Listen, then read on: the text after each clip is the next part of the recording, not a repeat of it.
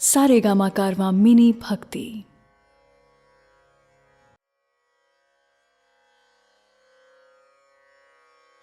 भगवद गीता अध्याय 13।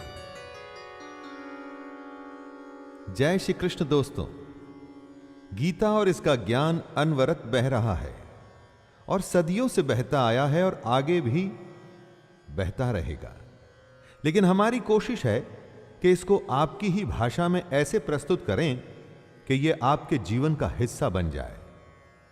मैं शैलेंद्र भारती अब भगवद गीता का 13वां अध्याय शुरू करता हूं, जिसका कि नाम है क्षेत्र क्षेत्रज्ञ विभाग योग।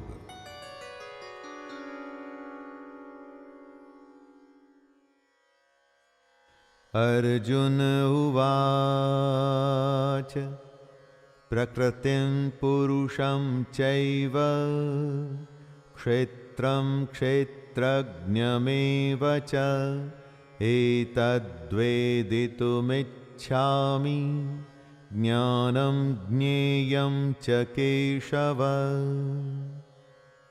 अर्जुन के प्रश्न अभी खत्म नहीं हुए हैं और कृष्ण के उत्तर भी नहीं। अर्जुन प्रकृति और पुरुष, क्षेत्र और क्षेत्रज्ञ तथा ज्ञान एवं ज्ञान के लक्ष्य के विषय में जानना चाहता है। कुरुक्षेत्र को धर्म क्षेत्र भी कहा जाता है। क्यों? एक प्रकृति होती है जो दिखती है और हमारे चारों तरफ होती है, और एक प्रकृति हमारे अंदर भी होती है जिसे हम एटीट्यूड कहते हैं। दोस्तों, ज्ञान हासिल करना तो बहुत अच्छी बात है, लेकिन ज्ञान का लक्ष्य क्या है? इसे क्यों हासिल करें? इसी तरह की कुछ बातें जो सुनते तो रोज हैं लेकिन समझते कम हैं, उन्हीं के बारे में अब कृष्ण बताएंगे। श्री भगवानुवाच इदं शरीरं कौन्तेय क्षेत्रमित्यभिधीयते एतद्यो वेत्ति तं प्राहुः क्षेत्रज्ञ इति तद्विदः। कृष्ण कहते हैं कि हमारा ये शरीर क्षेत्र है। जैसे खेत में बोए गए बीजों का उनके अनुरूप फल समय पर प्रकट होता है, वैसे ही हमारे शरीर में बोए हुए कर्मों के संस्कार भी बीज हैं, जिनका फल समय पर प्रकट होता है। इसलिए हमारे शरीर का नाम क्षेत्र भी है, और जो इस बात को जानता है उसको क्षेत्रज्ञ कहते हैं। बात को जानने से मतलब है कि जो इस बात का तत्व, इसका मर्म जानता है, ऐसे मनुष्य को ज्ञानी कहते हैं। जिस तरह से एक किसान अपने क्षेत्र का ध्यान रखता है, ठीक वैसे ही हमें भी अपने शरीर का ध्यान रखना होता है। श्री भगवानुवाच क्षेत्रज्ञं चापि मां विद्धि सर्वक्षेत्रेषु भारत क्षेत्रक्षेत्रज्ञयोर्ज्ञानं यतज्ञानं मतं मम तत्क्षेत्रं यच्च यादृक्व यद्विकारी यतश्च यत् स च यो यत्प्रभावश्च तत्समासेन मे शृणु। जहां पर कुछ होता है उसे शरीर या क्षेत्र कहते हैं, और इस होने का जहां पर प्रभाव पड़ता है, असर होता है, उसे क्षेत्रज्ञ कहते हैं। बात बड़ी सूक्ष्म है, बारीक है, इसे बड़े ध्यान से समझना पड़ेगा। दोस्तों, हम अपने शरीर से अलग हैं। जो हमारे शरीर में होता है, जैसे कि कोई विकार, तो उसका असर हम पर पड़ता है। इसीलिए ही हम क्षेत्रज्ञ हैं। जैसे कि खेत में खाद, बीज और पानी आदि डाला जाता है तो उसका असर उसकी फसल पर पड़ता है, ऐसे ही हम जो भी अपने शरीर के साथ करते हैं, उसमें अच्छे बुरे संस्कार जब डालते हैं तो उसका असर हम पर पड़ता है, हमारे कर्मों पर पड़ता है। ऋषिभिर्बहुधा गीतं छन्दोभिर्विविधैः पृथक् ब्रह्मसूत्रपदश्चैव हेतुमद्भिर्विनिश्चितैः। बहुत बड़े बड़े ऋषियों ने क्षेत्र और क्षेत्रज्ञ का तत्व बताया है। कितने ही विविध मंत्रों द्वारा इसको विभाग में बांटकर बताया गया है। यहां तक कि ब्रह्म सूत्र के पदों द्वारा भी क्षेत्र और क्षेत्रज्ञ का तत्व बताया गया है। मतलब अब कृष्ण उसी बात को हमें बताएंगे जो वेदांत, महर्षि और ब्रह्म सूत्र भी कहते हैं। गीता सारे उस ज्ञान का संचयन है जो हमारे वेदों और उपनिषदों में समाहित है। दोस्तों, हमारे ऋषियों की हजारों वर्षों की साधना के बाद का हासिल किया हुआ ज्ञान गीता के 18 अध्यायों में चुन चुन के बताया गया है। इसी बात की तरफ कृष्ण इशारा कर रहे हैं।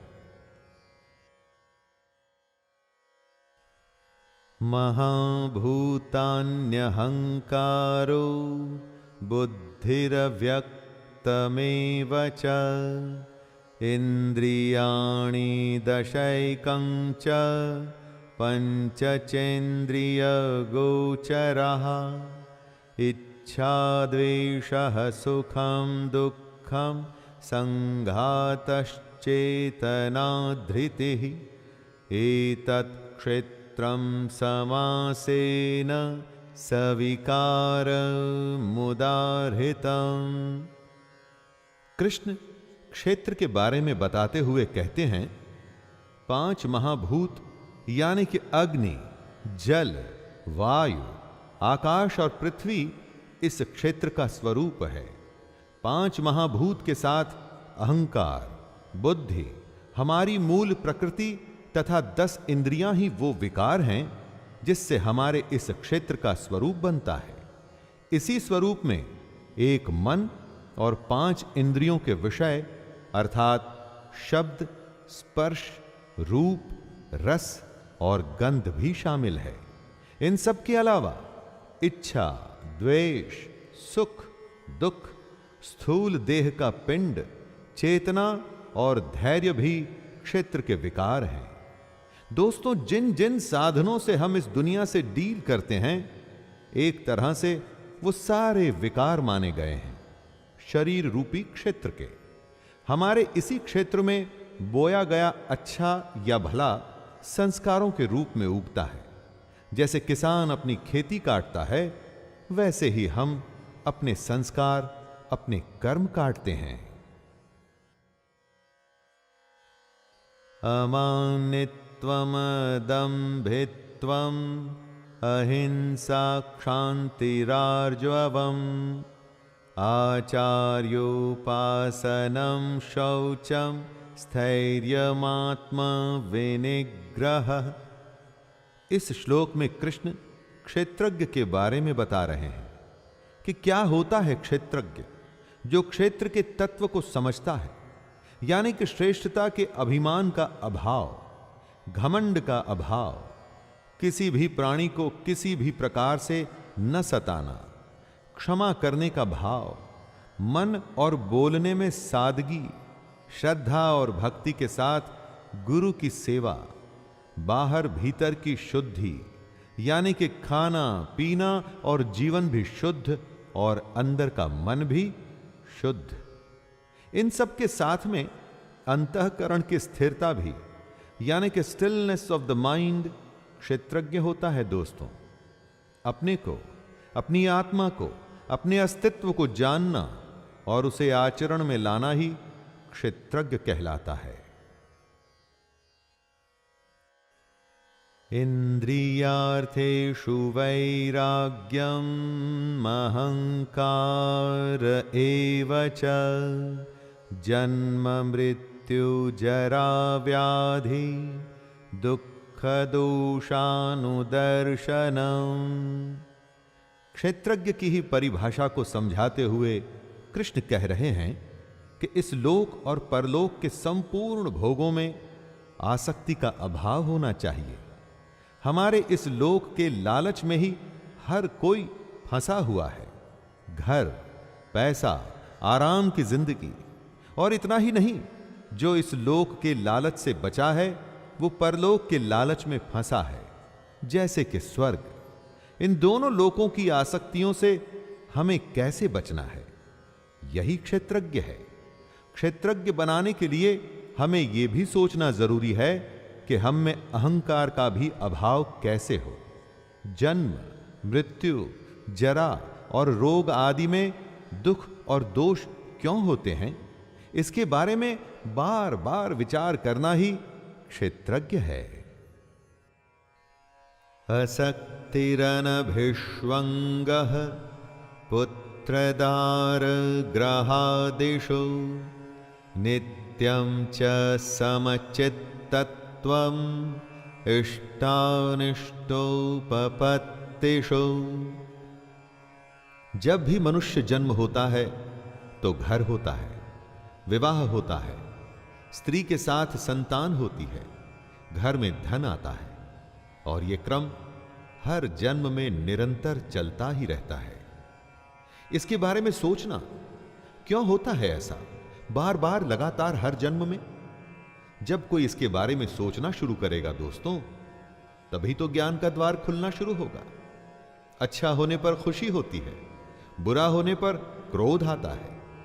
एक जन्म में ही ऐसा हर रोज होता है। ऐसा कब तक चलता रहेगा? सैकड़ों जन्म होंगे तो भी आप इसी दुनियादारी में क्या ऐसे ही फंसे रहेंगे? कब अपने चित्त को सम करेंगे? इन बातों के बारे में सोचना ही क्षेत्रज्ञ है।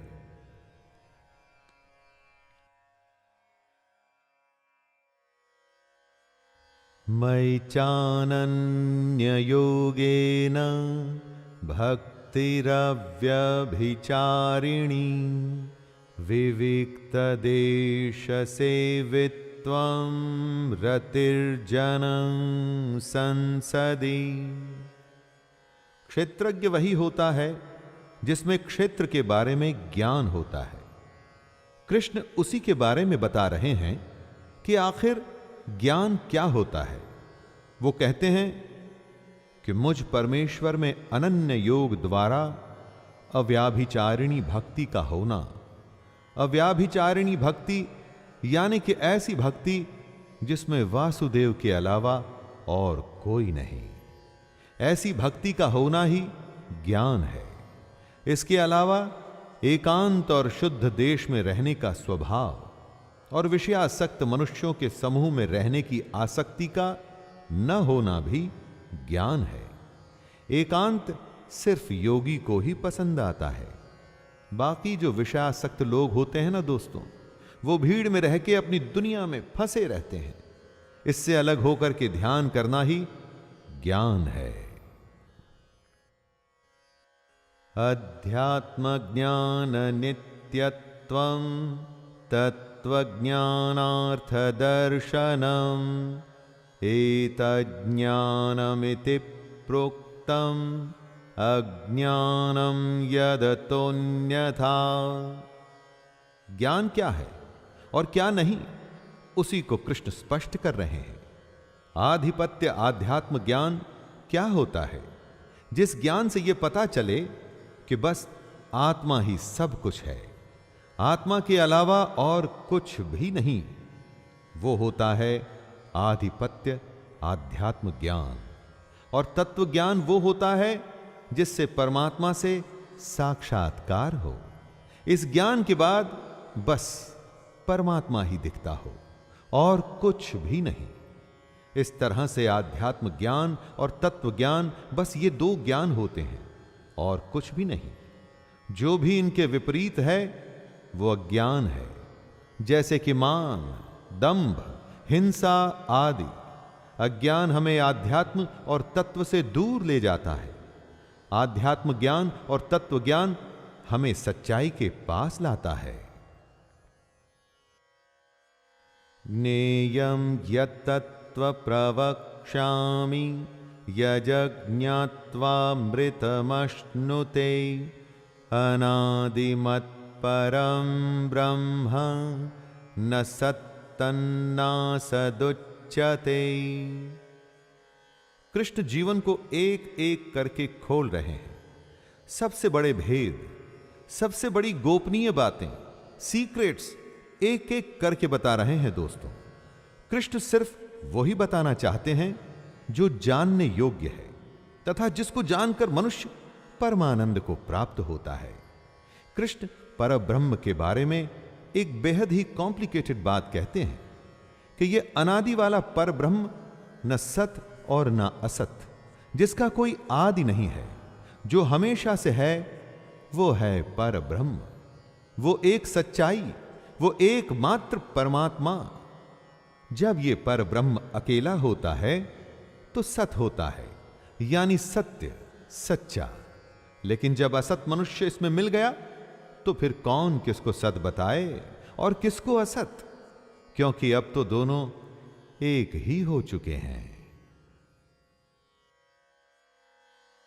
सर्वतः पाणिपादं तत् सर्वतोक्षि शिरोमुखं सर्वतः श्रुते मल्लोके सर्वमावृत्य तिष्ठति। कृष्ण परब्रह्म को एक्सप्लेन कर रहे हैं दोस्तों। परब्रह्म सब ओर हाथ पैर वाला, सब ओर नेत्र, सिर और मुख वाला तथा सब ओर कान वाला है, क्योंकि वह संसार में सबको व्याप्त करके स्थित है। हमारी ये धरती आकाश में, स्पेस में स्थित है। धरती गोल है और इसके चारों तरफ आकाश है। इसी आकाश में वायु, अग्नि, जल और पृथ्वी स्थित है। ये आकाश ही इन सब का कारण है। अगर आकाश सबको धारण न करे तो कुछ भी नहीं होगा। वैसे ही परमात्मा भी सबका कारण रूप होने से सारी दुनिया को व्याप्त करके स्थित है, यानी हम सब इसी पर ब्रह्म की वजह से हैं और इसी में स्थित हैं। सर्वेन्द्रिय गुणाभासं सर्वेन्द्रिय विवर्जितं असक्तं सर्वभृच्चैव निर्गुणं गुणभोक्त्र च। परब्रह्म क्योंकि सबसे बड़ी सच्चाई है, इसीलिए वो किसी को समझ नहीं आती और थोड़ा सा सुनने के बाद लोग विमुख हो जाते हैं, बोर हो जाते हैं। इसी को समझना सबसे बड़ा ज्ञान है दोस्तों।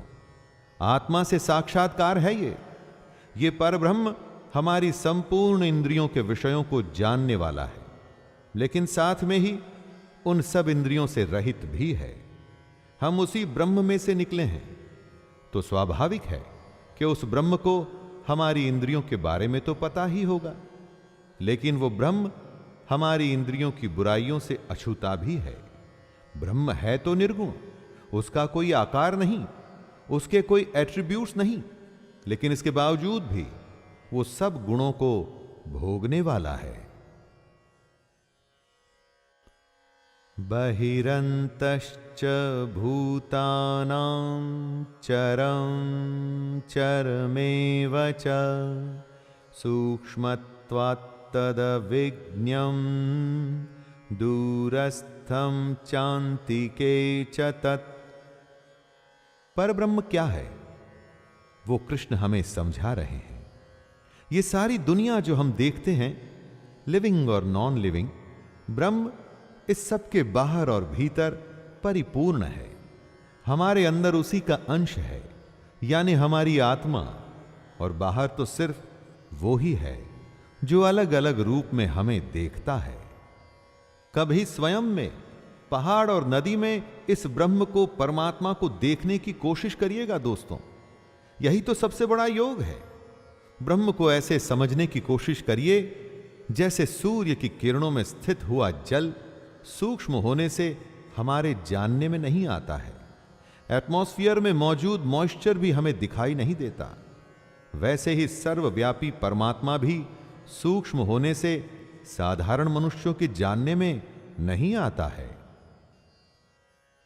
अविभक्तं च भूतेषु विभक्तं भक्तमिव च स्थितं भूतभर्तुच्च ग्रसिष्णु प्रभविष्णु च। ब्रह्म जो है वो बंट नहीं सकता, लेकिन न बंटने के बावजूद भी वो हमारी दुनिया में बटा बटा सा प्रतीत होता है। आपके चारों तरफ जो आकाश है ना दोस्तों, स्पेस जो है वो बटा हुआ नहीं है। आप वहीं पर कुछ घड़े रख दीजिए, स्पेस तो इन घड़ों में भी है। तो जो अभी बटा हुआ नहीं था वो अब इन घड़ों के आकार के अंदर बंट गया। वैसे ही परमात्मा सब भूतों में एक रूप से स्थित हुआ भी पृथक पृथक अलग अलग की भांति प्रतीत होता है। ब्रह्मा, विष्णु और महेश की त्रिमूर्ति को समझाते हुए कृष्ण कहते हैं कि परमात्मा विष्णु रूप से भूतों को धारण पोषण करने वाला और रुद्र रूप से संहार करने वाला यानी शिव जी, तथा ब्रह्मा रूप से सबको उत्पन्न करने वाला है। ज्योतिषामपि तज्ज्योतिस् तमसः परमुच्यते ज्ञानं ज्ञेयं ज्ञानगम्यं हृदि सर्वस्य विष्ठितम्। ये परब्रह्म ज्योतियों की भी ज्योति है। जो भी अग्नि और प्रकाश आप देखते हैं उसमें जो ज्योति है वो वही परमात्मा है। ये परमात्मा बोध स्वरूप है, यानी ज्ञान का स्वरूप है। यही जानने के योग्य है, मतलब इसी को जानने की कोशिश करनी चाहिए दोस्तों। और यह परमात्मा प्राप्त होता है तत्व ज्ञान से। इस दुनिया में बहुत कुछ खरीद के या लेन देन से प्राप्त होता है। परमात्मा को पहले आपको समझना पड़ेगा, वो क्या है, कैसे है, क्यों है। इसी को तत्व ज्ञान कहते हैं। और तत्व ज्ञान हासिल करने के बाद ही परमात्मा आपको हासिल होगा, क्योंकि ये परमात्मा हम सबके हृदय में विशेष रूप से स्थित है। इसकी और कोई जगह नहीं। इति क्षेत्रं तथा ज्ञानं ज्ञेयं चोक्तं समासतः मद्भक्त एतद्विज्ञाय मद्भावायोपपद्यते। हे अर्जुन, इस प्रकार से मैंने तुझे क्षेत्र, ज्ञान और जानने योग्य परमात्मा के बारे में बताया। मेरा भक्त इसको तत्व से जानकर मेरे स्वरूप को प्राप्त होता है। कृष्ण ने बताया कि हमारा शरीर ही क्षेत्र है। जिस तरह से खेत में बीज बोए जाते हैं उसी तरह से हमारे शरीर में संस्कार बोए जाते हैं, जिसका कि हमको फल मिलता है। उस ब्रह्म का जो अंश हम में और हमारे बाहर है उसको जानना ही सबसे बड़ा ज्ञान है। और इस ज्ञान की प्राप्ति के बाद रास्ता खुलता है परमात्मा को हासिल करने का। यही रास्ता या तो कृष्ण को पाने का है या उस कृष्ण में खुद को विलीन कर लेने का।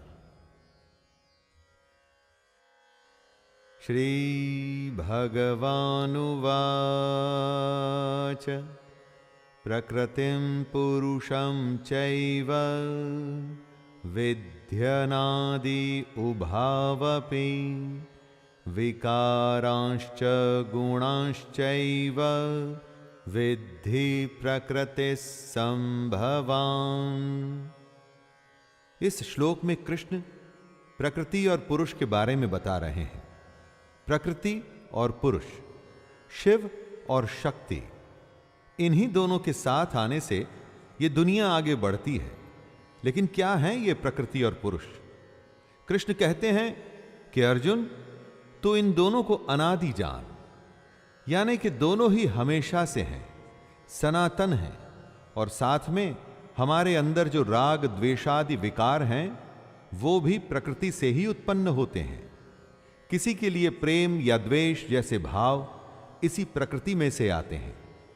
और सात्विक, राजसिक और तामसिक तीन गुणों से बने जो पदार्थ होते हैं वो भी इसी प्रकृति से ही उत्पन्न होते हैं। श्री भगवानुवाच कार्यकरण कर्तृत्वे हेतुः प्रकृतिरुच्यते पुरुषः सुख दुःखानां भोक्तृत्वे हेतुरुच्यते। दोस्तों, कार्य और करण को समझिए। कार्य में क्या क्या आता है उसकी लिस्ट जानिए। कार्य यानी 5 महाभूत, आकाश, वायु, अग्नि, जल और पृथ्वी, तथा शब्द, स्पर्श, रूप, रस, गंध। आइए अब करण को जानें। बुद्धि, अहंकार और मन, तथा श्रोत्र, त्वचा, रसना, नेत्र और घ्राण एवं वाक, इसके अलावा हाथ, पैर, उपस्थ और गुदा। कार्य और करण दोनों प्रकृति से ही उत्पन्न होते हैं। इन्हीं कार्य और करण की वजह से पैदा होते हैं सुख और दुख। इन सुख और दुख को भोगने वाले को कहते हैं पुरुष। इस डेफिनेशन से आपको पुरुष और प्रकृति को समझने में आसानी होगी दोस्तों। पुरुषः प्रकृतिस्थो हि भुंगक्ते प्रकृतिजान् गुणान् कारणं गुणसंगोस्य सदसद्यो निजन्मसु। पुरुष प्रकृति के बीच में खड़ा है और प्रकृति से पैदा हुए गुणों को वो भोगता है। इन गुणों को वो जिस तरह से भोगता है अथवा इन गुणों के साथ वो जिस तरह का होता है, वही आगे जाके अच्छी या बुरी योनि में जन्म लेने का कारण बनता है। जब सात्विक गुणों में आप समय बिताते हैं तो देव योनि में पैदा होते हैं। रजोगुण के संग से मनुष्य योनि मिलती है और तमोगुण यानी कि तामसिक गुणों के संग से पशु आदि नीच योनियों में जन्म होता है। दोस्तों, नीच से यहां अर्थ बुरे या गिरे हुए का नहीं है, बल्कि यह है कि वो योनि जो मनुष्य के जैसे सोच नहीं सकती, वो सोचती है जैसे पशु सोचता है। उपद्रष्टानुमन्ता च भर्ता भोक्ता महेश्वरः परमात्मेति चाप्युक्तो देहेस्मिन् पुरुषः परः। हमारे अंदर जो आत्मा है वास्तव में वो ही परमात्मा है, और क्योंकि ये हमारे अंदर है तो भी जो भी हम करें ये उसकी साक्षी है, विटनेस है दोस्तों, जिसे उपदृष्टा भी कहते हैं। इसके अलावा आत्मा अनुमंता भी होती है। अनुमंता का अर्थ होता है अनुमति देने वाली, यानी कि आत्मा अनुमति भी देती है। यही आत्मा भर्ता भी होता है, यानी कि भरण पोषण, हमारा पालन पोषण करने वाली भी, क्योंकि कृष्ण ने ही कहा था कि योगक्षेमं वहाम्यहम्। योग से वो हमारी रक्षा करते हैं, मतलब आत्मा हमें और हमारे योग को बचाती भी है। और आत्मा भोगता भी होती है दोस्तों, यानी कि भोग भी करती है। जब हमारी साधना बढ़ती है, सूक्ष्म होती है, तो आत्मा हमारा यज्ञ और तप ग्रहण करती है, और जब आत्मा हमारी साधना ग्रहण करती है तो वो परमात्मा से मिल जाती है। य एवं वेत्ति पुरुषं प्रकृतिं च गुणैः सह सर्वथा वर्तमानोऽपि न स भूयोऽभिजायते। ये सारी दुनिया माया के होने से क्षणभंगुर, नाशवान, जड़ और अनित्य है। एक शब्द में अगर कहूं तो इम्परमानेंट है दोस्तों, जबकि जीवात्मा नित्य, चेतन, निर्विकार और अविनाशी और उसी परमात्मा का सनातन अंश है। तो आप किसको पाने की कोशिश करेंगे? जो टेम्पररी है या जो परमानेंट है। इसी सब के ज्ञान को पुरुष और प्रकृति को तत्व से जानना कहते हैं। इस प्रकार पुरुष को और गुणों के सहित प्रकृति को जो मनुष्य तत्व से जानता है, वह सब प्रकार से कर्तव्य कर्म करता हुआ भी फिर नहीं जन्मता। जो इस सबसे बड़े ज्ञान को प्राप्त कर लेता है, वो जन्म मरण के चक्कर से बच जाता है। ध्यायेनात्मनि पश्यन्ति केचिदात्मानमात्मना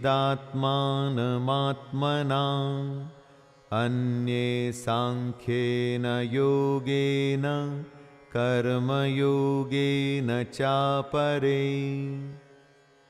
परमात्मा एक है, उसे देखने के अलग अलग तरीके हैं।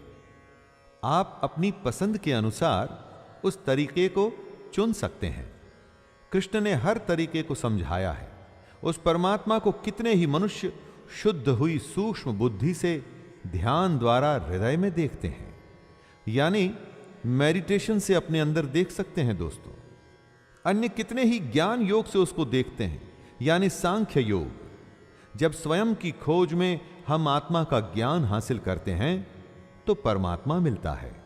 और कई लोग इस परमात्मा को कर्म योग के द्वारा भी देखते हैं। जब हम अपने हर कर्म को निष्काम तरीके से कर सब कुछ उस परमात्मा को अर्पित कर देते हैं तो उसे ही प्राप्त होते हैं। अन्ये त्वेवमजानन्तः श्रुत्वान्येभ्य उपासते तेऽपि चातितरन्त्येव मृत्युं श्रुति परायणाः। परमात्मा को प्राप्त करने की कोशिश कई तरह के लोग अपने अपने रास्तों से करते हैं, लेकिन इनके अलावा कई मंद बुद्धि वाले पुरुष भी होते हैं।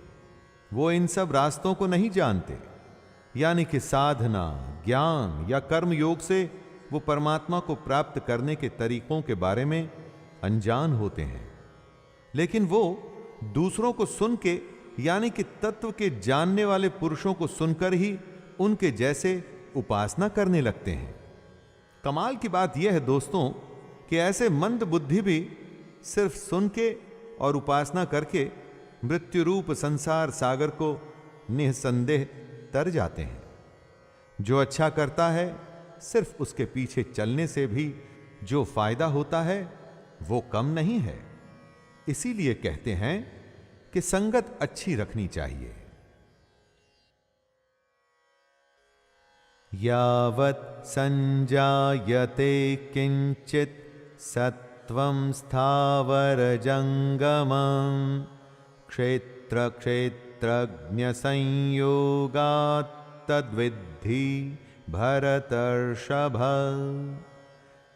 कृष्ण कह रहे हैं कि जितने भी जीव या निर्जीव होते हैं, यानी कि प्राणी या वस्तु, यह सब क्षेत्र और क्षेत्रज्ञ के संयोग से ही उत्पन्न होते हैं।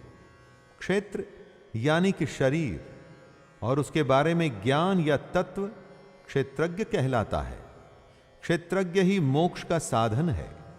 क्षेत्र और क्षेत्रज्ञ के संबंध को आप घोड़े और रस्सी का संबंध भी मान सकते हैं दोस्तों। यहां पर घोड़ा क्षेत्र हुआ और रस्सी क्षेत्रज्ञ। जहां भी रस्सी जाएगी, घोड़ा उसी तरफ जाएगा। बिना रस्सी के घोड़ा क्या कभी गंतव्य पर पहुंचेगा? नहीं। जो पुरुष शरीर को माया से उत्पन्न जान ज्ञान हासिल कर लेता है, उसका ज्ञान मिट जाता है। समं सर्वेषु भूतेषु तिष्ठन्तं परमेश्वरं विनश्यत्स्व विनश्यन्तं यः पश्यति स पश्यति। जो परमानेंट नहीं है ना दोस्तों, अर्थात क्षण भंगुर है, उसको नष्ट होना ही है। और जो पुरुष नष्ट होते हुए जीव या अजीव में परमात्मा को देखता है, जो सब कुछ समभाव जीव या अजीव दोनों को एक भाव से ही देखता है, असल में वही यथार्थ को देखता है। असलियत सिर्फ वही देखता है दोस्तों जो जानता है कि क्या सच्चाई है और क्या मिथ्या। ये दुनिया जिसमें हम जीते हैं, इतना धन जमा कर ऐसे जीते हैं जैसे कभी मरना ही नहीं। ये सब तो मिथ्या है दोस्तों, लेकिन हम में से ज्यादातर ऐसे ही रहते हैं जैसे कभी नष्ट होना ही नहीं, जैसे हम अमर हैं। दोस्तों, ये सच्चाई नहीं, ये मिथ्या है।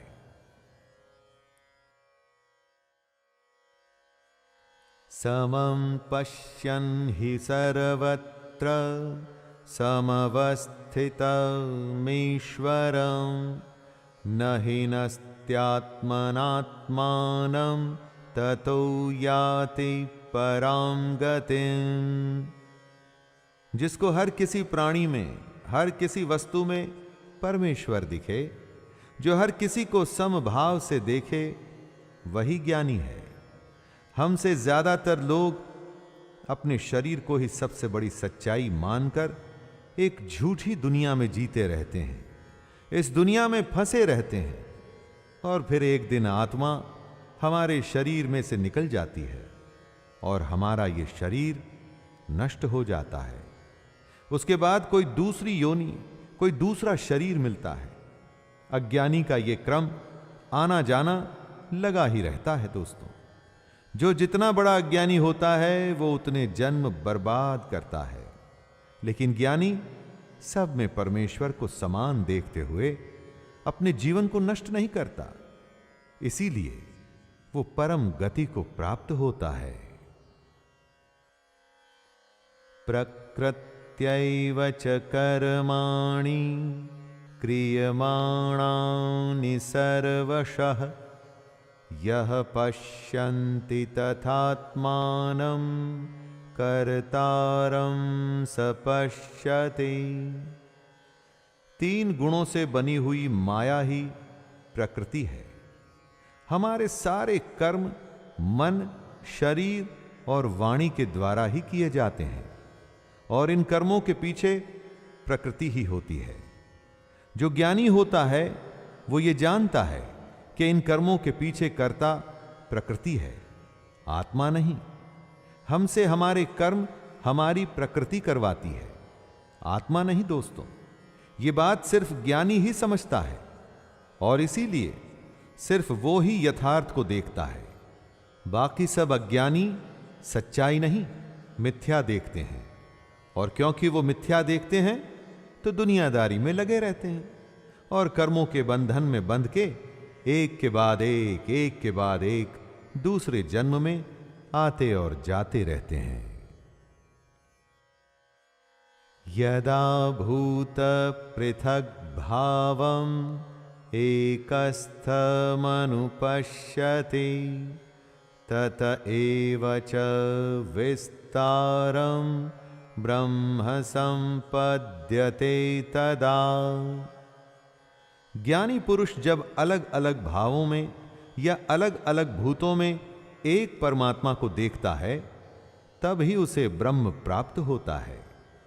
जब वो इस बात को समझ जाता है कि आत्मा से ही हर भाव या हर भूत या हर वस्तु का विस्तार हुआ है, तब ही उसे ब्रह्म समझ में आता है। जैसे कि जब ज्ञानी को यह समझ में आता है कि आत्मा से ही प्राण, आत्मा से ही आशा, आत्मा से ही तेज, आत्मा से ही जल, आत्मा से ही अन्न का विस्तार हुआ है, आत्मा से ही ये सब प्रकट हुआ है, उसमें ही सब विलीन हो जाना है, तब उसे ब्रह्म समझ में आता है। अनादित्वा निर्गुणत्वात् परमात्मायमव्ययः शरीरस्थोऽपि कौन्तेय न करोति न लिप्यते। दुनिया में जो भी कुछ होता है उसके पीछे कुछ न कुछ कारण होता है। बारिश का होना, दिन और रात का होना, सब कुछ कारण की वजह से है। जिसका कुछ कारण नहीं होता उसे अनादि कहते हैं। जैसे कि ब्रह्म या परमात्मा, उसी परमात्मा का ही अंश है हमारी आत्मा। आत्मा अनादि भी है और निर्गुण भी। निर्गुण का मतलब है दोस्तों कि आप किसी डेफिनेशन या एट्रीब्यूट से उसे डिफाइन नहीं कर सकते। जो अनादि होता है उसका कभी नाश नहीं होता। यही वजह है कि आत्मा शरीर में होते हुए भी शरीर के कर्मों में या संस्कारों में लिप्त नहीं होती। यथा सर्वगतं सौक्षम्यादाकाशं नोपलिप्यते सर्वत्रावस्थितो देहे तथात्मानोपलिप्यते। आकाश या स्पेस हर कहीं है, लेकिन इस आकाश में आप कोई रंग भर सकते हैं? क्या इसे मोड़ या तोड़ सकते हैं? वो इसलिए कि आकाश सूक्ष्म है, सटल है। आकाश लिप्त नहीं होता, किसी चीज या वस्तु में इन्वॉल्व नहीं होता। दोस्तों, आकाश के जैसे ही हमारी आत्मा भी सूक्ष्म होने की वजह से हमारे शरीर के गुणों में लिप्त नहीं होती। हमारी देह के गुण प्रकृति के कारण से होते हैं। प्रकृति की वजह से जो भी होता है वो स्थूल है, यानी कि नाशवान है, लेकिन आत्मा का कभी नाश नहीं होता। तो ये किसी भी तरह के शरीर में रहे, आत्मा का वो ही स्वरूप रहता है और वो स्वरूप कभी बदल नहीं सकता। यथा प्रकाशयत्येकः कृत्स्नं लोकमिमं रविः क्षेत्रं क्षेत्री तथा कृत्स्नं प्रकाशयते भारत। जब सूर्य प्रकाशित होता है तो उसका प्रकाश सब तरफ फैलता है, जमीन पर भी, पेड़ पर भी, पक्षी पर भी और हर किसी वस्तु पर। तो क्या हम ये कह सकते हैं कि सूर्य का प्रकाश कैसे बंट के हर वस्तु पर या प्राणी पर पड़ रहा है? नहीं, वो प्रकाश तो एक है और सब पर गिर रहा है, हर किसी को वो प्रकाशित कर रहा है। इसी तरह से आत्मा भी है। एक ही आत्मा संपूर्ण क्षेत्र को प्रकाशित करता है। सूर्य की तरह ही हम सब में, जीव या निर्जीव में, आत्मा एक ही है और वो किसी में लिप्त नहीं। इस तरह से आप भी आत्मा को एक ही माने दोस्तों, उसे एक परमात्मा माने, बटा हुआ नहीं। क्षेत्र क्षेत्रज्ञयोरेवम् अंतरं ज्ञानचक्षुषा भूत प्रकृति मोक्षं च ये विदुर्यान्ति ते परम्। क्षेत्र को जड़, विकारी, क्षणिक और नाशवान माने, यानी कि टेम्पररी माने दोस्तों, और क्षेत्रज्ञ को नित्य, चेतन, अविकारी और अविनाशी माने, यानी कि अनादि, अनंत और परमानेंट। जो इस तरह से क्षेत्र और क्षेत्रज्ञ के भेद को, दोनों के बीच के फर्क को जानता है, वो ही ज्ञानी है। जो पुरुष प्रकृति से मुक्त हो जाते हैं और अपने ज्ञान नेत्रों से क्षेत्रज्ञ के तत्व को जानते हैं, वे परम ब्रह्म परमात्मा को प्राप्त होते हैं। ऐसे पुरुष कर्म के बंधन से मुक्त हो जाते हैं, क्योंकि वो अज्ञान को, मिथ्या को खत्म कर चुके हैं। वो सच्चाई जान चुके हैं।